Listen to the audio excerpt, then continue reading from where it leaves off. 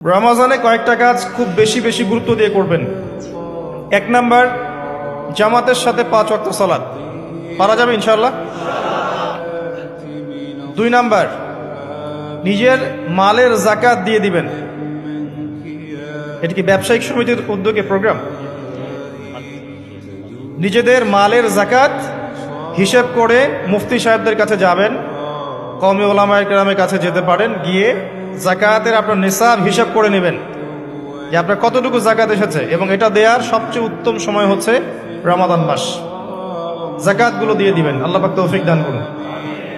সাদাকাতুল ফিতর দিবেন রমজান মাসে। তারাবির সালাত অবশ্যই অ্যাটেন্ড করবেন, তারাবির সালাত মিস করবেন না। পরিবারের ব্যক্তিদেরকে একসাথে নিয়ে ইফতার করবেন, আলাদা আলাদা করে করবেন না।